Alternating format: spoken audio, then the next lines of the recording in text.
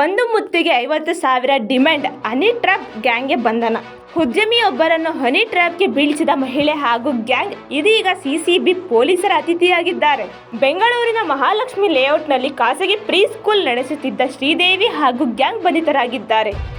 ಇವರು ರಾಕೇಶ್ ಎಂಬ ಉದ್ಯಮಿಯೊಬ್ಬರಿಗೆ honey trap ವಂಚನೆ ಎಸಗಿದ್ದಾರೆ ಎಂದು ಆರೋಪಿಸಲಾಗಿದೆ. ಪ್ರೀ ಸ್ಕೂಲ್ಗೆ ತನ್ನ ಮಕ್ಕಳನ್ನು ಡ್ರಾಪ್ ಮಾಡಲು ಉದ್ಯಮಿ ರಾಕೇಶ್ ಬರುತ್ತಿದ್ದ ವೇಳೆ ಶ್ರೀದೇವಿ ಪರಿಚಯವಾಗಿದೆ. ಈ ಸಂದರ್ಭದಲ್ಲಿ ಶಾಲಾ ನಿವಾರಣೆ ಹಾಗೂ ತಂದೆಯ ಚಿಕಿತ್ಸೆಗೆ ಎಂದು ಶ್ರೀದೇವಿ ರಾಕೇಶ್ ಬಳಿಯಿಂದ 4 ಲಕ್ಷ ರೂಪಾಯಿ ಸಾಲ ಕೇಳಿದ್ದಳು. 2024 ಮಾರ್ಚ್ನಲ್ಲಿ ಹಣ ಕೊಡುವುದಾಗಿ ಕೇಳಿ ಕೊಟ್ಟಿರಲಿಲ್ಲ. ಕೇಳಿದಾಗ ಈಗ ಕಷ್ಟವಿದೆ, ನೀವು ನನ್ನ ಶಾಲೆಯ ಪಾರ್ಟ್ನರ್ ಆಗಿ ಎಂಬ ಆಫರ್ ಕೊಟ್ಟಿದ್ದಳು. ಹೀಗಾಗಿ ಇಬ್ಬರ ನಡುವೆ ಸಲುಗೆ ಬೆಳೆದಿತ್ತು. ನಿನ್ನ ಜೊತೆ ರಿಲೇಶನ್ಶಿಪ್ನಲ್ಲಿ ಇರುವುದಾಗಿ ಆಕೆ ಹೇಳಿದ್ದಳು.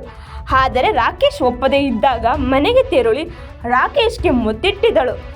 ಮುತ್ತಿಟ್ಟ ವಿಚಾರ ಹಿಡಿದು ಬ್ಲ್ಯಾಕ್ ಮೇಲ್ ಮಾಡಿ ಶ್ರೀದೇವಿ 50,000 ರೂಪಾಯಿಗೆ ಡಿಮ್ಯಾಂಡ್ ಇಟ್ಟು ಪಡೆದುಕೊಂಡಿದ್ದಳು. ನಂತರ ಪದೇ ಪದೇ ಹಣಕ್ಕೆ ಬೇಡಿಕೆ ಇಟ್ಟಿದ್ದರಿಂದ ಆಕೆಯ ಜೊತೆಗೆ ಸಂಪರ್ಕ ಇಟ್ಟುಕೊಂಡಿದ್ದ ಸಿಮ್ನನ್ನು ರಾಕೇಶ್ ಮುರಿದು ಹಾಕಿದ್ದರು.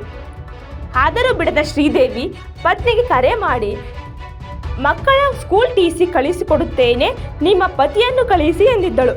ಅದರಂತೆ ಪ್ರೀ ಸ್ಕೂಲ್ಗೆ ರಾಕೇಶ್ ಹೋಗಿದ್ದಾಗ ಅಲ್ಲಿ ಶ್ರೀದೇವಿ ಜೊತೆ ಇತರ ಆರೋಪಿಗಳಾದ ಸಾಗರ್ ಹಾಗೂ ಗಣೇಶ್ ಕೂಡ ಇದ್ದರು. ಶ್ರೀದೇವಿಗೆ ಸಾಗರ್ ಜೊತೆ ನಿಶ್ಚಿತಾರ್ಥ ಆಗಿದೆ. ಆದರೆ ನೀನ್ಯಾಕೆ ಆಕೆ ಜೊತೆ ಮಜಾ ಮಾಡುತ್ತಿದ್ದಿ ಎಂದು ಆರೋಪಿಸಿ ಗಣೇಶ್ ಬೆದರಿಕೆ ಹಾಕಿದ್ದ.